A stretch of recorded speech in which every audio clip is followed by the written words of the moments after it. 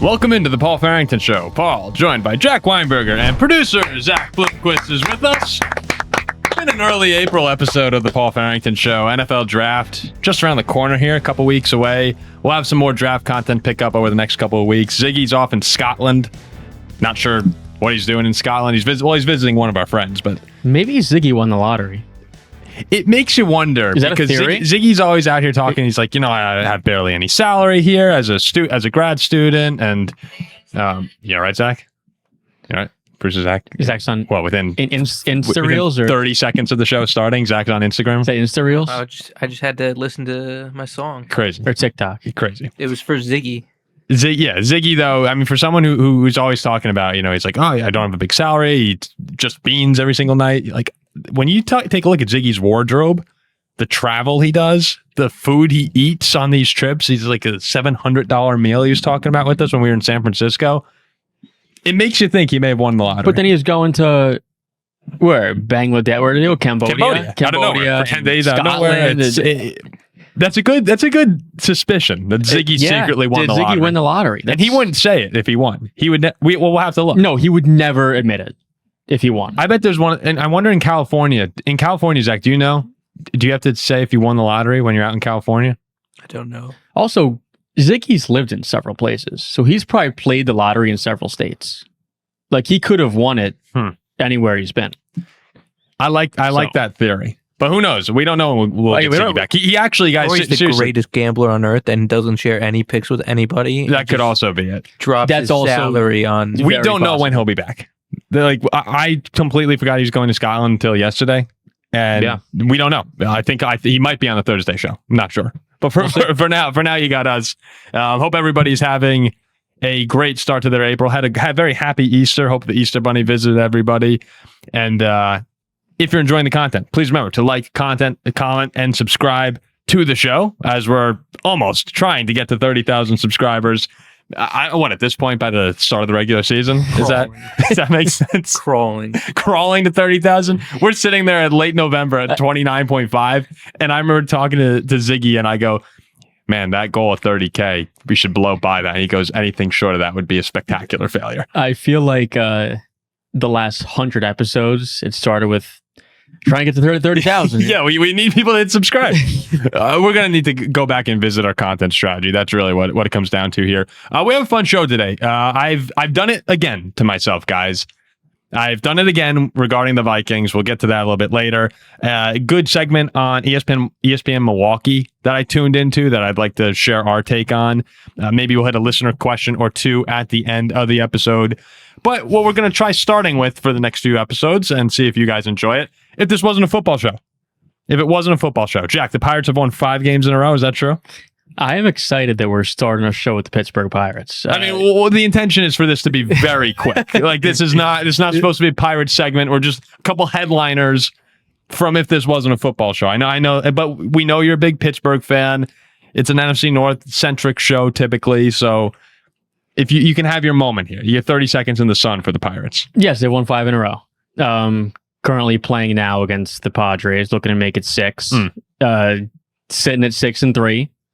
Only about I believe it's plus 120 to make the postseason. So, like you just said, you've done it to yourself again. I've done it to myself again too. Well, it's every year with the Pittsburgh Pirates, and now the Vegas odds and the books are buying into it too, and it's a very exciting time. And this is how Pirates fans. Oh, you got the shirt. No, you have the Steelers shirt here. This is how Pirates fans get their hearts ripped out because you gotta keep in mind it is the Pittsburgh Pirates, kind of like the New York Jets of baseball. But you're better than the Jets. We spent money this offseason, got a good lineup, top 3 pitching staff in all of baseball. Who's the kid you just signed? Connor Griffin. And you signed him to like 100. Is that typical in baseball to sign someone to that big of a deal that young? That's actually not that big of a deal. I mean, that's only about $15 million a year. It's unbelievable, man. I should have kept playing baseball. But I'm surprised the Pirates. It was un-pirate-like to go out and sign him to a big deal this early. We spent some money. Pitching staff's one of the best. All right, Pirates 5 in a row. Lineups We'll there. continue. I mean, We'll continue on. They get to 10, 20 wins in a row. We can do more on the Pirates. I'm very excited. I'm very excited for what the season has. No. It's good. I mean, we'll have some baseball talk once in a while. Most listeners are Brewers fans, so I think it'll be a 2-horse race between me. We'll get to baseball in October. In October again. We'll still be Pirates and Yankees. We'll still be live in October. The national basketball, the college basketball national championship is tonight. By the time you're listening to this, it will be over. But UConn and Michigan, I'm looking forward to the game. Jack thinks it's going to be an absolute blowout. In fact, you had a pretty bold take, assuming Michigan wins tonight. Yeah, I think Michigan, and I don't throw this around lightly. Like we've had some teams in the past where this term gets thrown around. And I've always been like, not relax. But if they lose, it's a moot point. But if Michigan beats UConn, this is being recorded before the game, this is the best college basketball team of all time. And they'll be 37-3. And just look at what they've done. Their resume all season long. Right off the bat, this team's beating teams by 30 points. Gonzaga by 40. Then ranked 20 or 21 Auburn by 30 on national TV. Nova. Villanova, NCAA tournament team, waxed them. Ohio State, NCAA tournament team. Go on the road to Columbus, beat them by 20. Double-digit win in Purdue. I'm looking for my Bucky Badger. In Illinois. And that's before the NCAA tournament starts. Yeah. They've killed all these teams on the road, Michigan State in East Lansing, by double digits. Really good teams at double digits all year long. You get to the NCAA tournament and you score 90 plus in every game you play, and you make Arizona, who I thought was the best team in the country, look like they were playing in a middle school game. Yeah, so I was looking forward to that game all week, and I thought it was over the best game of the tournament. Michigan had a 30-point lead with 5 minutes left. And I was looking back at what they've done all season long. They've been doing that all season long to elite teams. You name it, you name the team, Michigan crushed them. Lendeborg was out for a large portion of the Arizona game. They didn't have LJ Case in this whole tournament either. If Michigan beats UConn, this is the best basketball team ever. You think they're head and shoulders when you put them above the UConn team from 2 years ago? Yeah. That the team that soared through and beat Purdue handily, right? The Edey team? Well, I'm looking at you look at teams like that UConn team and the Nova team with Brunson. Yep. Very, very amazing in the tournament and the regular season too. But those teams playing in the Big East didn't go on the road to teams like Michigan State and Illinois and Purdue, top 10 teams all year long, and kick the crap out of them. Yeah. No, I mean, Illinois is a Final Four team. Purdue is an Elite 8 team. I mean, even Ohio State in 8 seed, beat them by 20. Villanova in 8 seed, beat them by 30. Gonzaga beat them by 40. Jeez. This is the best team ever if they beat UConn. All right. We'll see. It'll be funny when UConn wins and everyone's listening to this. Then it's all a moot point. But if the UConn, what they've lost one game the past 3 tournaments to 4 tournaments, right? To the national champion Florida Gators by 2 points. Like I think it'll be a good. But I wouldn't even say it's a hot take. It's a hot take to say they're the best college basketball team of all time. There's some good teams. Those UCLA teams, Bill Walton. Couple really good Duke teams in there. 37-3 though with their resume. The Kentucky Anthony Davis team, I always thought was the best one I've seen in my life. They were great. But yeah, we'll see if they win tonight. Then we can have that conversation. And the last piece of news, obviously, you see Olivia Rodrigo, 3rd studio album coming out in June. Yes. Was it? You seem pretty sad for a girl so in love. Everyone knows that's the point of this show, right? To eventually get to the point where we can promo myself out there as an eligible bachelor for Olivia Rodrigo, but we're not quite there yet. But, we're looking forward to that album coming out. Would you sacrifice yourself if Ziggy got to date Olivia Rodrigo? Or would you be like, no way, Ziggy, she's mine? Sacrifice myself? Like, if you were... Oh, like, would I... Yeah, not would I be happy like, for Ziggy? Not like off yourself. Yeah, I mean, like, okay. Yeah. Oh, yeah. I think that you gotta be... At the end of the day, you have to be for the boys. Right? That's a very important thing. You have to be able to be for the boys and put yourself aside for the betterment. So and Ziggy too. I mean, Ziggy, yeah, that would one of my best friends here. That would draw numbers.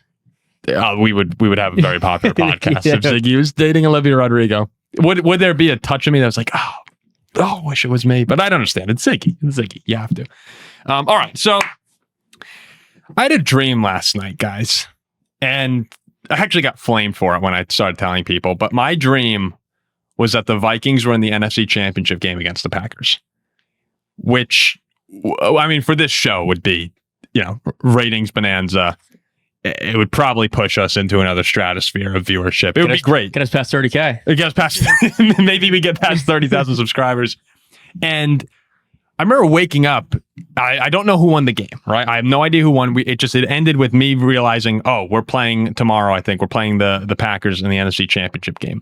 And I texted a group chat with our good buddy Tom Monroe and then two Patriots fans, Hayden and Mike, that we know. And Hayden wrote back, "Wow, Paul, even in your dreams, you can't get to the Super Bowl. Even your dreams are capped at the NFC Championship game." Oh, so they lost? Well, no. I mean, I don't know. Or you woke up? I woke up. But even in the biggest dream I have, we're not playing in the Super Bowl. We're in the NFC Championship game. But you're forgetting, my brain has been, I've been trained to lose in the NFC Championship game. That's all I've seen. Isn't it the worst, though, when you have a dream like that and you don't know what happens? I've had that so many times. Well, here was the tricky thing about the dream, Jack, is Keaton Slovis was playing quarterback for the Vikings. The Pitt kid. Keaton Slovis, who is on the Arizona Cardinals right now. I have no idea, guys, how I got to Keaton. I haven't thought about Keaton Slovis in years. Like, it's just a weird thing. I don't know how, brains are just unbelievable with how they work. Somehow Keaton Slovis was in my mind. I haven't looked at a Cardinals depth chart or anything. Like, Keaton Slovis just popped into my head. And I remember in the dream thinking, like, holy crap, Keaton Slovis is playing, we're screwed. And then I talked myself into it going, wait a second, he got us here. We have to be in good shape. He can't be that bad. He must be decent, he must be right? Okay. Yeah. I did think that's probably a bad sign for Kyler and JJ, but it's just that's how I operate. Even in my dreams, I'm able to talk myself into believing in Keaton Slovis. Look, whoever gets you to the championship game. Exactly. I mean, yeah. And what I realized when I woke up, because I started thinking about this, I was like, man, I can really self-manipulate the hell out of myself. And then as the day went on today, I started thinking more and more, like, could the Vikings actually win the division this year? Like, can we actually be division winners? And right before Zach got over here to go through the rundown, I had that like eureka moment where I was like, yeah, I think we're going to do it again. And I actually got mad at myself that the self-manipulation runs so deep that after last season and all the hell we went through, that I could sit here and say, I think the Vikings are going to win the NFC North in 2026, but here I am doing it. And I think it's crazy, the conversations I've had where people just completely discount them as even contenders, right? Is that like, am I nuts for thinking that? Well, no, I mean, it's one thing if we had that insane year in the North 2 years ago. It's one thing if the Lions or the Packers ran that back. Yeah. But I mean, the Bears came along and won the division with 11-6. Yeah. And Detroit missed the playoffs, and Green Bay once again, like they've been the last few years, right around 500. Mm-hmm. So it's one thing if Detroit had come out and 2 years in a row won 14 games, or Green Bay last year took a noticeable leap and won 12 games, won the division. But Green Bay, they were 500. Detroit missed out on the playoffs. Chicago, who nobody had win the division, they're number 2 seed in the NFC playoffs. So I don't think it's a crazy thing. Like, I think this division could be anybody's. And I know we have most of our listeners are other NFC North teams. It's right, a big Packer following, and then we have Lions and Bears are kind of growing, and we really have no Vikings listeners. I'm curious to see what you guys think, if it's just, okay, they have no shot. Because Cardinals fans hate Kyler Murray. I didn't realize how much they hated him until I was doing some research on this. I was like, all right, let me see, where can I find some belief here? And the Cardinals fans just cannot wait to get rid of him. But something that I keep coming back to now, and I just don't understand why we can't learn this lesson yet, is how important it is for players to be in the right culture, to have the right environment around them to succeed. There's the stats about Kyler. I believe the past 3 years, the Cardinals are 3-24 without Kyler Murray. And all the Cardinals fans, they jump in and they go, well, Jacoby Brissett kept the offense playing well. And Jacoby had a couple good games, right? That's true. Kyler's so injury prone. This guy stinks. I mean, just they hate this guy, which is unbelievable from where it was, just a handful of years ago when he was an MVP candidate and They were the 1 seed for a period of time. They were 9 or 10-1 before he got hurt, right? Yeah, it was like this year's Colts. And all this exists with Kyler, right? The concerns about his work ethic, right? I mean, even if it's not a real concern, it's something that's out there in the universe that gets brought up and talked about on media shows. But what I keep going back to is the Cardinals, guys. One thing we do have to acknowledge, they've been a horrible franchise. I mean, they've been terribly ran. It's been bad. Last year, you had Jonathan Gannon actually smacking players around on the sideline. Right? It's not been good. And you look at the recent revival projects of Sam Darnold, right? Where was he early? The Jets, the place everyone goes to die. Zach, when we were actually trying to think of quarterbacks who would turn their career around, Zach's like, wait, hold on, let me just see what are the Jets quarterbacks I can pull out here. But I mean, Geno, right? Geno on the Jets. He goes to Seattle, obviously later in his career. Baker in Cleveland has one good year, ran out of town. There's been portions where he's looked like an MVP in Tampa. And it's just amazing to me that everyone's so quick to write everyone off as, oh, that guy sucks. When you don't take a minute to go, wait a second, he's been in Arizona where the defense is ranked 31st, 31st, 15th, and 29th in points per game allowed the past 4 years. Their defense has been terrible. They've had coaches who clearly, right, were in over their heads. I think even, you could go along the offensive line there in Arizona. It was horrible. Kyler's run for his life every single week. Sometimes it's Kyler's fault. Sometimes it's not. But you need to be in an environment where your chance of success is optimized. And Minnesota, as much as we want to make fun of them for failing in big moments, they are a place where you get the best out of players typically. The Vikings under Kevin O'Connell, we go from a 7-8 win team with Kirk Cousins to 13 wins in year one. They're looking really good before Kirk tears his Achilles. Sam Darnold wins 14 games. I mean, the Vikings bring the best out of players. We had 9 wins last year. And I think if you ask people who was the worst team in football last year, who were some of the worst teams, everyone would say the Vikings because of the publicity of how horrible J.J. McCarthy was. And we still won 9 games. And we're, a couple games away from being a playoff team. So I don't think it's crazy to say that you add Kyler Murray to the fold here, put him in a place where he has great weapons, great coaching. You're hoping, right? Great owners. I love the Wilfs. And maybe this team that was pretty close to being competitive last year with the worst quarterback numbers of the century could take a couple games of a jump. Isn't the Vikings owner's name Ziggy? It is Ziggy Wilf. That's funny. Ziggy Wilf. No, I've always been hard on Kyler Murray myself. You've always been a big Kyler Murray hater. Yeah, not the biggest Kyler Murray guy. But then again, I also wrote off Baker Mayfield. I also thought Sam Darnold was terrible. Mm-hmm. Kyler has spent his whole... It's easy in the time, right? It's easy in the moment. Of course. When you're reacting to the evidence in front of you, it's the obvious take is Sam Darnold stinks. The obvious take is Kyler Murray was overrated early. He's not very good. But we have seen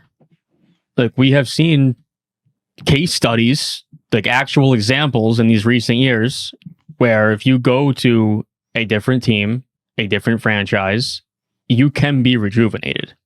And the Cardinals, honestly, another team who I think is slept on is one of the worst teams out there. Well, the other one was the Dolphins. Yeah. Sorry, Zach. We've brought this up a lot of times, how bad the Dolphins have been recently. But it's you have the Jets and the Browns and the Cardinals, and they don't get enough hate, the Cardinals, because they really stink. Sam Darnold had his rejuvenation. Baker had his rejuvenation.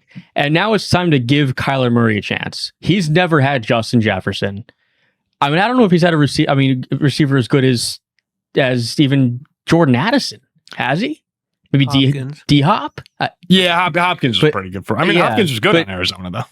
But this is probably one of the better offensive rosters. But even not just the offense, too. I mean, the Vikings' defense is great. No, it's a solid roster who won 9 games with J.J. McCarthy and Max Brosman. Yeah, Brosmer. Yeah. Brosmer. I get it, but... Well, they beat Detroit twice last season. The Bears had 7 game-winning comeback drives to win. The Packers, as we said, they've been so inconsistent. It doesn't feel like a team where you have, the Chiefs dominating for 10 years now. The NFC North has been flip-flopping. It's all the also time. one thing. It is one thing if like Sam Darnold went to Minnesota and never had the year he had and just remained Sam Darnold, who we all knew. It's one thing if Baker Mayfield went to Tampa and was just the same Baker. Tampa was never a playoff team. And then I'd be like, all right, it's Kyler Murray. But you got to give him a shot in a new place. Like I think I'm really pleasantly surprised with where this conversation has gone. Well, I was expecting to be railed pretty much. I mean, that's what I was expecting. Well, I don't love Kyler, but I think his potential ceiling, if he stays healthy, which is an if, he could be very solid. I'm glad to hear that then. And a lot of people want to trade JJ McCarthy, which I think is just ridiculous. That's all the takes today is that JJ is going to be traded. Or Bill Barnwell put out predictions, right? He's like, oh, the Rams should go after JJ, and saying the Jets should trade for McCarthy, and all these packages there's something along the lines of JJ and a third to get someone second, and it's things like that where I'm going, why not just keep him and see what happens? And give yourself more options. There also is a world where Kyler sucks, so you need JJ to bring him back in. So that can happen. I mean, I know I just said here I think the Vikings will win the division in 2026. So you might say, okay, then trade McCarthy and get value for him now. But no, there's obviously a world where it doesn't work with Kyler and you try JJ. And there's a world where it doesn't work with JJ too. And then you're stuck. Then you have to blow it all up. But what I'm saying is I'd rather have multiple options. And, it's Ziggy's theory. Just always have more darts you can throw at the dartboard. And hopefully one of them hits. Six, yeah. And, when you have a top 10 pick and you have a guy who was Kyler Murray, people forget, Kyler's the number 1 overall pick in the NFL draft. He was a top 10 pick in the MLB draft too. You can point to that and go, oh, great athlete, not a great quarterback, right? I disagree. Kyler Murray, he was early in his career was very good. Clearly this guy, when you make fun of the work ethic, you're not going to be a top 10 pick in 2 different sports if you're not a hard worker. And I think this is a guy who's backed against the wall. And if he doesn't play well, his career is done. But this is it. This is his last chance. And you're going to have to get the best version of him. Yeah, there's pressure on him. And then Minnesota is expecting him to be a guy who can take him to the division. I'm really surprised that you're on board with this. Well, I'm not saying that I love Kyler Murray, but I'm saying what Minnesota believes that he is going to be that guy who can win him the division. Because Detroit they were a 500 team. So was Green Bay. The Vikings bring in Kyler to figure, all right, if we can win 9 games with JJ, if we can get the Kyler that we are expecting, we can win this division. That's what's going through their minds. Yeah. So I'm feeling pretty good. I can't believe I've done it to myself again, but I do. I'm believing now. And that's what the NFL offseason is all about. I think the Pirates will be World Series champs. So there's believing. Well, this is our mantra. Believing is fun, but is talking yourself into nonsense. Yes, that's pretty much what it is. But if the chance is not nonsense, it could still you could have the time. If you guys knew how many times we got a text from Jack saying, "I think I met my wife today." Yeah. If you could understand how many times we've got that text from Jack, I think I got my wife. Oh, there's been multiple times. There have been multiple. I think I met my wife today. Well, not today. There was one today. But in general, there was one today. But in general, there's more. Okay, so a quick, a little Viking topic there. Something that we do on this show, and this has to be the only podcast run now in New Jersey that actively listens to ESPN Milwaukee for content ideas, right? How many shows do you know that are the hosts are sitting down and they're looking through ESPN Milwaukee to see if there's a topic that they enjoy talking about? Probably not many, but this one does. And I saw they were talking today. Do the Packers need to win the NFC North this year?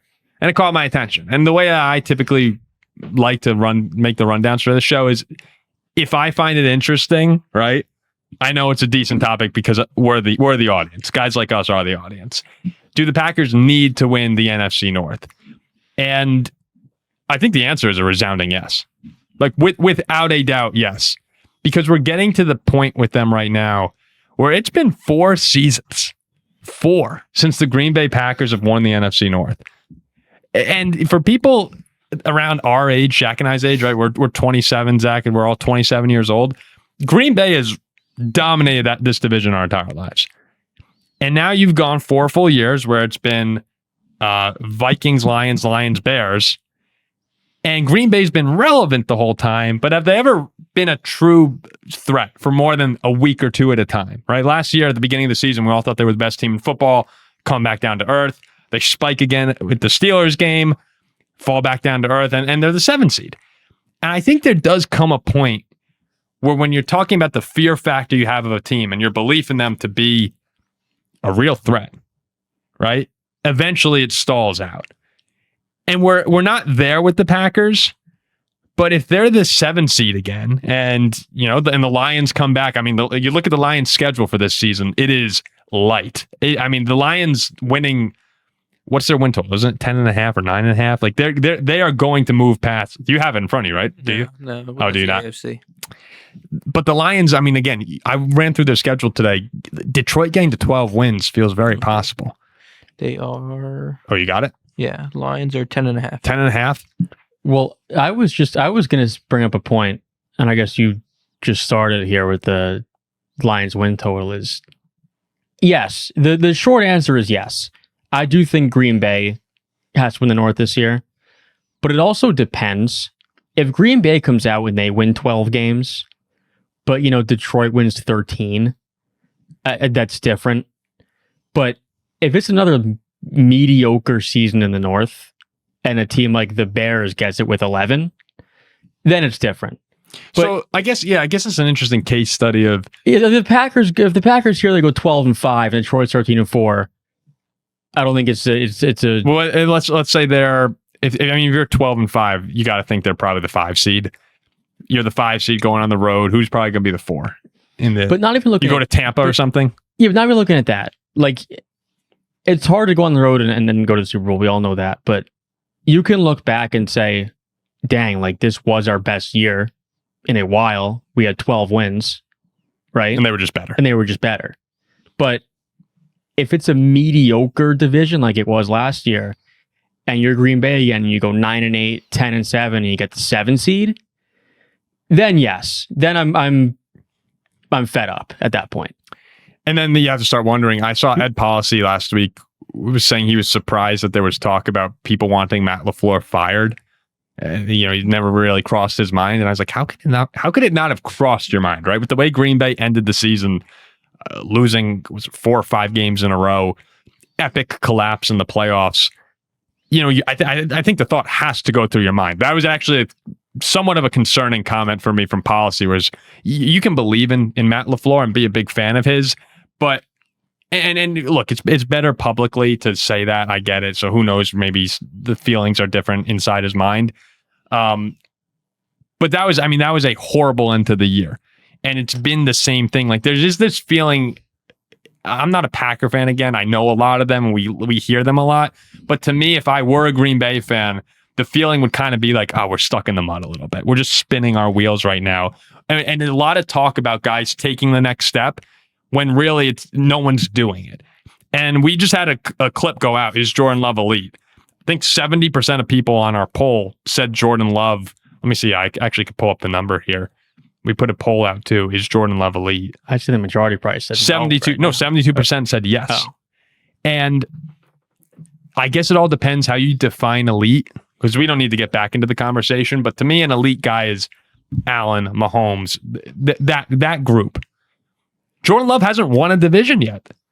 So I know it's a team stat, right? Winning your division and not. But Jordan Love hasn't been on the field a few times. He's been hurt. And then there's games where the offense completely dies. To me, you can't even be in the elite category if you haven't won a division yet. And these Packers teams of prior seasons with Aaron Rodgers, fans were also annoyed that they couldn't take that next step, go to the Super Bowl besides just that one time. Felt like they should have had more rings than they did. And they're probably correct. But at least that Packers team, they were still the kings of the North. They were winning the division. They were getting home games.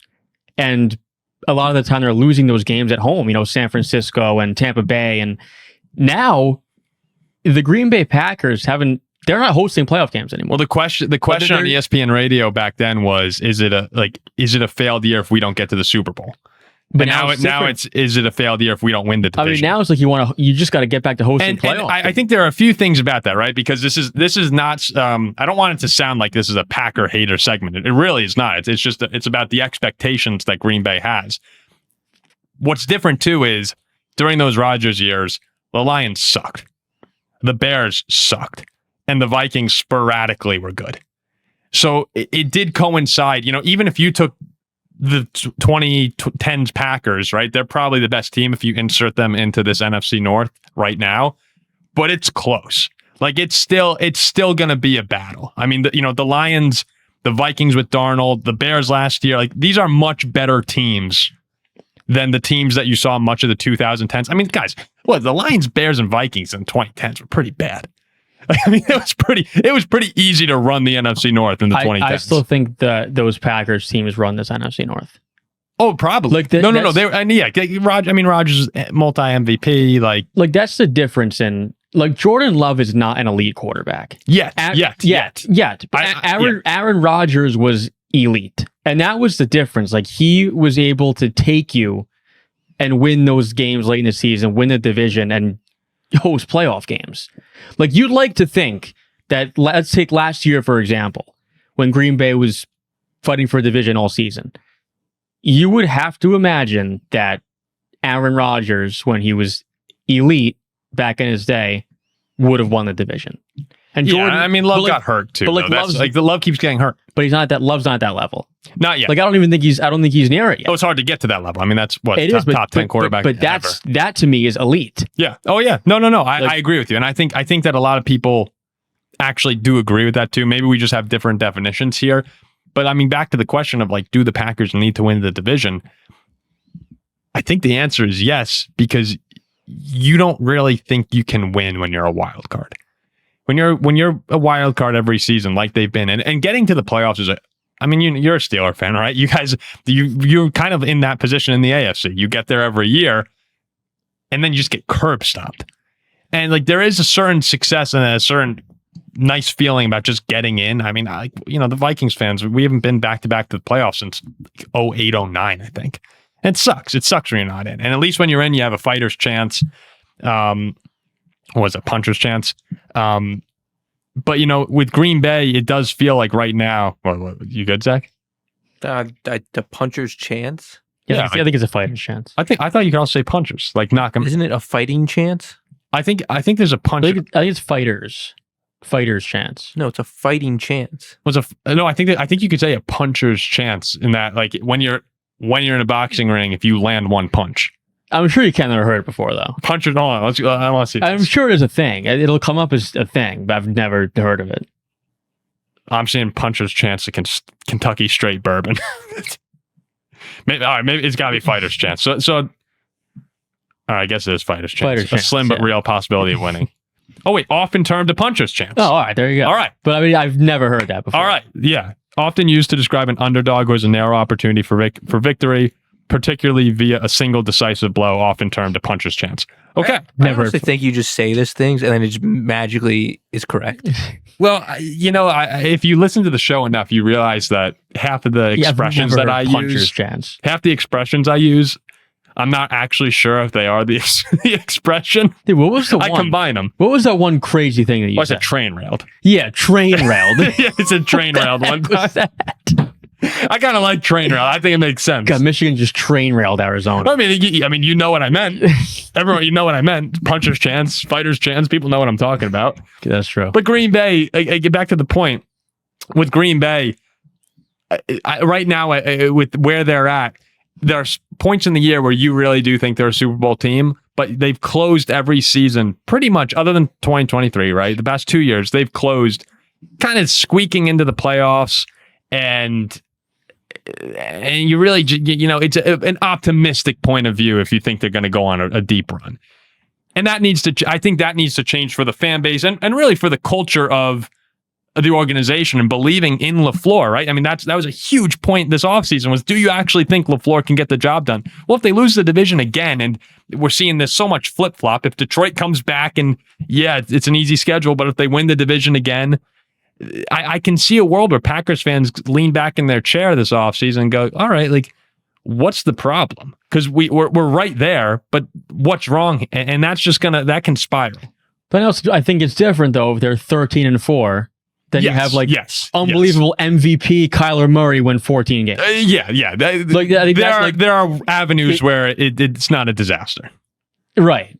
But the short answer is yes. Like, I believe too that you have to win the division this year. Yeah. Unless there's some sort of ridiculous, 2020. And a lot of that's going to be Jordan Love taking that jump, and staying healthy is a big one, right? And unfortunately, you just can't account for injuries. But Micah going down, Kraft going down. The Packers, I think, would it surprise me at all if the Packers are the number 1 seed in the NFC this year? No. I think if Kraft stayed healthy, let's say they would be the number 1 seed. Yeah, they're a great team. He was their best receiver. NFC North is chock full of good teams. And Zach, I'm not going to get into it too much because producer Zach nixed it, but I am serious when I say the Lions' schedule is a real point of concern for me. When you take a look, and I get that in the NFL, it changes year to year, but it really is. I mean, the games that you get based on the schedule, right, where you finish in your division. Well, now you're just teasing. Might as well just tell them. The games that you play based on where you finish. For people who don't know how it works, right? The division, you play obviously your division opponents twice. Then you play 2 divisions, one AFC and one NFC. In the North this year, they're playing the NFC South. Great pull. I think we all agree. And the AFC East. So another pretty good pull. Should be, no offense, 2 automatic wins in the Dolphins and the Jets. It really should. Yes. I mean, even for us, it really should be 2 automatic wins. Yeah. And then your other games are determined based on where you finished in your division. And you play, so for the Vikings, or for the NFC North, right, they play the team that finished in the same spot in the NFC West, the NFC East, and the AFC South. So just listen to the opponents and the difference here. The Vikings get the Niners, the Commanders, the Colts. Not so bad, right? San Francisco, probably pretty tough. Commanders and Colts, they could win. Packers, Rams, Cowboys, Texans. 3 tough games. Bears, Seahawks, Eagles, Jaguars. 3 tough games. This is the reason I was so pissed off that the Vikings won that game against Detroit. And the Lions on a 3rd place schedule. It flipped, right? So this would have been the Vikings schedule had we lost on Christmas Day. The Lions get the Cardinals, the Giants, the Titans. And that should be 3 automatic. That should be 3-0. Yeah. And when we're talking about a division that's so close, really between, I do think, all 4 teams, that could ultimately be the difference. Yeah, because you would think in a division like that, if you all kind of beat each other. Yeah, like I think you can reasonably say if you're predicting schedules right now, we're so like far if you out. all split and go 1-1, 3-3, right? Yeah, right, 3-3. That could wind up being that could be a huge, yeah. And it is such a big. It's kind of crazy. Like during the regular season last year, it sucks for Lions fans. You come off this high at the 1 seed and you're just horrible. But then when you really do have still so many great players on that team, and you still believe in the culture of Dan Campbell, and right, you're going to have a medium draft pick, but better than you've had in the past here. And you combine this schedule, it's like, wait a second, we could really make a run at this thing. There's also going to be some rando team that's good and everything. Yeah, you never know. But the Lions are a prime candidate of a last to first. I mean, if there was any, I think they're favored to win the division right now. So they probably should be. It's going to be a wild NFC North in 2026. Just gonna be nuts, and we'll see if my Keaton Slovis dream comes true. Weird that he's a Cardinal quarterback. If he somehow became a Viking at the start of the season, or at some point during the season, I'd be like, oh crap, like they're going to the championship game, because that would be insane. The thoughts that crossed my mind today was I'm going to I'm a groomsman in a wedding. Tommy Cash's, right? Big Colts fan. Is that next week? Is it next weekend? Yeah, Saturday. Oh. Saturday we'll be a groomsman in a wedding, and yeah, I mean, I'm making a groomsman run. I'm just going to shoot for you guys here. I mean, we'll see how many groomsmen I could check off here, but this is... You have a good chance of being my best man. Yeah, I mean, I know I'm running the running for that, too. So... Am I, behind, good distance behind Paul? Yeah. Zach? Good distance? I mean, Well, I think it's not longevity. you. I don't think it's you. That's it. It's just Paul's been. I have the I longevity. think Paul just has that Substance. head on everybody. Fair. I'll take that. I mean, that's yeah. I remember. Thank you. That's very nice. You introduced me to Zach. I think in like 6th grade. I think Paul introduced most of us together. 6th grade. Yeah, I think so. I didn't meet Zach till like 6th grade. Yeah, Wow. Really, was it that long? I think so. Maybe 5th. Yeah, it could have been 4th, right? A lot of people always ask how we met. Yeah, there you go. There you go. So Paul, I met Zach actually through Paul. Maybe it was 4th grade. It had to have been 4th because we probably all sat together at lunch. It was, Yeah, we it used was to have probably- these conversations at the lunch Yes, table. it was probably 4th grade. Started Brookside. Yeah, because Yeah. everybody had lunch together. As we get closer to Zach's wedding date, which there is no wedding date right now. Coming up. Yeah, we good? There's no wedding date right now. I mean, there's no wedding date for any of the show coming up in the near future. Nothing planned as of now. Well, I gotta get a girlfriend first. Well, I met my wife today. Yeah, So- so that'll be quick.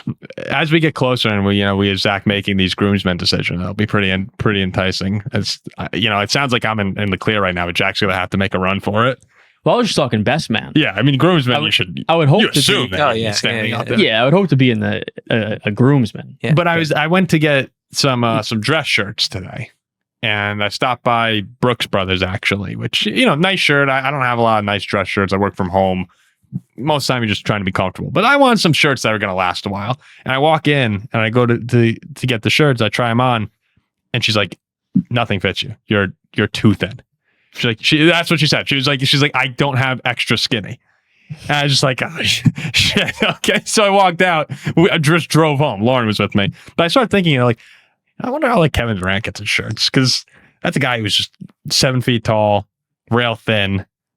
I get it. That must have custom. I mean, that's a skinny guy. Yeah. I mean, I'm also a skinny guy too, so I've had the same. I've been told the same thing. Yeah. But then it makes you wonder. Kevin Durant was rail thin, and 7 feet tall. but then he's Kevin Durant. You have to have your own tail or something. Yeah, Right? if you were Kevin Durant, you'd be getting made whatever you want. Yeah, probably. Would be amazing just having people do that for you. I know. All right, we'll wrap it up here before we go on too long. But yeah, so quick show today, but truly, guys, there's just it's just nothing to talk about yet. Well, it's April. Yeah, it's And April. It's the dog days of spring. Well, we've got the draft content's going to pick up over the next couple of weeks. I think this is really the last week where it's like, okay, let's get through this, and then we'll start getting some smoke screens. We'll start talking a little bit more about who's going where. Dexter Lawrence was a big piece of news today that we didn't talk There might about. be some rumors that But yeah, I love when the rumors. I love a good lie. I love a good lie when teams are just straight up lying to everyone Yeah. about what their plans are, and that's what we're going to get over the next few weeks. But appreciate everyone for tuning in. We'll see if Jack's Michigan take holds up tonight. Olivia Rodrigo, if you're watching, of course, anytime you want to come on, open invite. you just got to pay for it though. Yeah, well, see you soon.